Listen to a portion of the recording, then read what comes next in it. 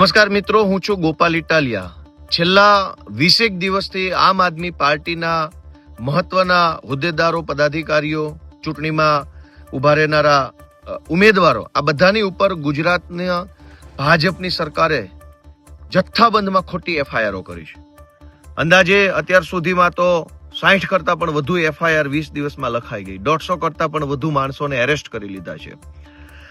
BJP party બિલકુલ આમ આદમી પાર્ટીથી ડરી ગઈ છે, એટલી બધી ફફડી ગઈ છે, એટલી બધી હતપ્રભ થઈ ગઈ છે કે પોલીસને આગળ કરીને ચૂંટણી જીતવા નીકળે છે.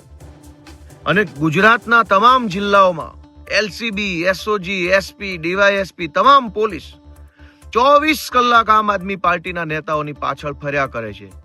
ક્યાં રહ્યો છો, શું ખાવ છો, શું પીવો છો, મોબાઈલમાં શું છે, લેપટોપમાં શું છે, કોમ્પ્યુટરમાં કયો ડેટા છે, ઉમેદવાર કોણ છે, મોબાઈલ નંબર શું છે. આખા ગુજરાતની પોલીસને આમ આદમી પાર્ટી પાછળ ભાજપે લગાવી છે. અને વાતો તો એવી મોટી કરે છે કે વિશ્વની કહેવાતી સૌથી મોટી પાર્ટી છે એટલે જીતવાની છે. ચૂંટણી હારવાનો એટલો બધો ડર લાગ્યો છે ભાજપને કે આખી પોલીસ અમારી પાછળ.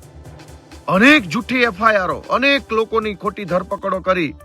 માનનીય અરવિંદ કેજરીવાલજીએ એક પત્ર લખ્યો ગુજરાતના મુખ્યમંત્રીને ગઈકાલે કે તમારા રાજ્યની અંદર તમારી પોલીસ જનતાની સુરક્ષા બુટલેગર ભરોસે છોડીને, ગુંડા ભરોસે જનતાને છોડીને આખી પોલીસ આમ આદમી પાર્ટી પાછળ લાગી છે.